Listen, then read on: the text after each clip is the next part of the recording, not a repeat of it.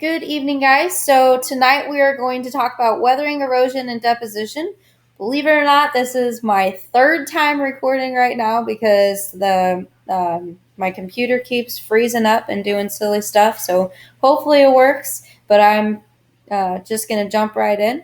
So, remember, make sure you're taking your Cornell notes while you're watching this video. On the right hand side, you're going to write the notes on the PowerPoint as well as anything I say that supports the PowerPoint that will help you remember the important concepts of this video. And also on the left-hand side, at least two, but you can do as many as you want, at least two questions that just kind of pop up in your head as you're watching this video, as if you were in class listening to a lecture. I just want you to jot down the question, but you need to have at least two. And then on the very bottom, you're going to have a small 3-sentence summary, very short, just kind of wrapping up your thoughts over the video and what you got out of the video. Okay, so again, we're talking about weathering, erosion, and deposition. So we're going to start with weathering. Weathering is the first process that breaks down rocks into small pieces. So the weathering can occur to rocks as big as this cliff here. So you could see the parent rock. You can see up top, and then the smaller rock down at the bottom. And you can tell that smaller rock is from the rock up top. That's an example of weathering. Also, this small little rock is cracking. That's an example of mechanical weathering, where it's cracking, probably due to ice wedging. And so that, again, is another example of weathering that we're going to talk about today.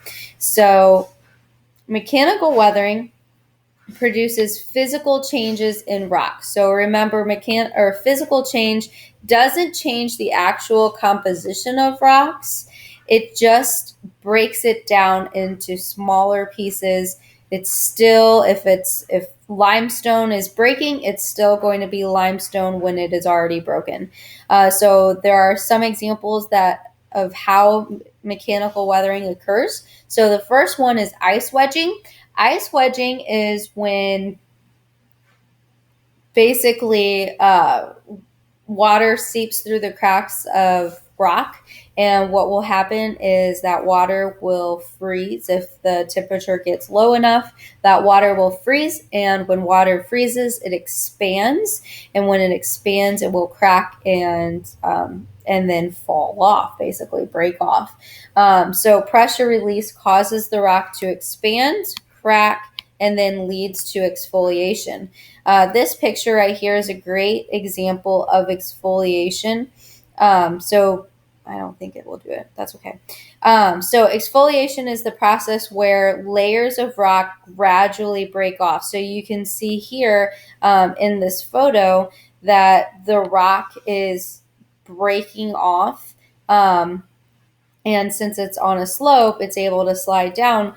But those layers of rock, that's called exfoliation. There's also plant root growth, and you guys have probably all seen this walking down the sidewalk. You'll have a tree next to the sidewalk. You'll be walking down, and then all of a sudden there's a crack because that plant root, that tree root, is growing underneath the sidewalk and causes that rock to break. And that's an example of mechanical weathering. Last that we're going to talk about is abrasion. So abrasion is the wearing down by friction. So this picture right here shows abrasion of rock. And, okay, changing sizes. Okay, well, whatever. Oh, okay. Well, I'm Xing that out. That didn't work out. All right. So abrasion is basically when these rocks down by this creek on the left-hand side are either rubbing against each other or the water even, and it will cause the rocks to break off and also cause smoothness of the rock. So abrasion is the reason why rocks near a river or near a creek or something like that is the rocks are rounded instead of jagged. Next, we have chemical weathering. So chemical weathering breaks down rocks by chemical reactions or chemical changes. So again, that's the change of the composition of the rock. So you're changing the rock's form. It's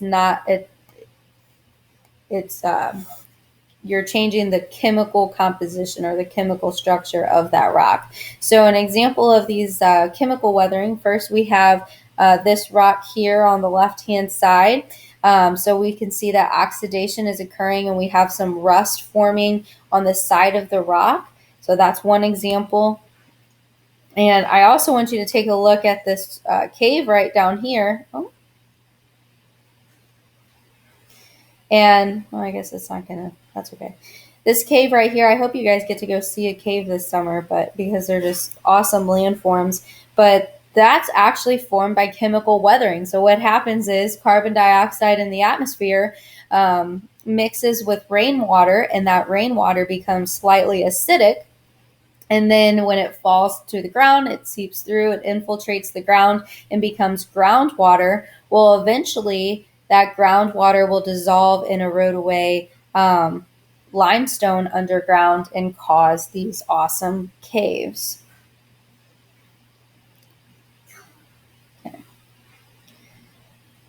So rates of weathering really depend on a bunch of different things. So first we have mineral composition of rocks. So we know that rocks are composed of different types of minerals. So if I had, let's say, the same size rock of limestone and the same size of granite, those two rocks are going to weather differently because of what is composed inside that rock.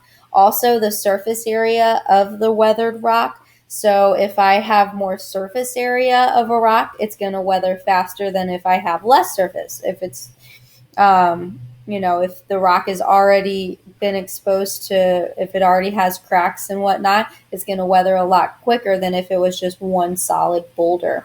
Also, the climate. So chemical weathering occurs fastest in wet, hot areas versus cold, dry areas. So there's what we call weathering agents, and that's what causes weathering. And examples of those would be like water, wind, ice. Then we got the plant roots, of course. Well, water and ice are going to happen in wet areas more than in dry areas, and that's a big component in weathering. Then we have erosion. So we've already broken down our rock. Now we have erosion. So erosion is that process where we're removing the weathered rock from one location to another. So this can be moving it as far as 1 centimeter all the way to as large as, all the way to as large as, well, I was going to draw a kilometer, but whatever. As long as a kilometer or even further than that. So as long as it's moving from one location to another, it is called erosion. So this is usually done, we call them erosion agents, and they're done by wind, water, glaciers, gravity. Those will be the agents that cause erosion.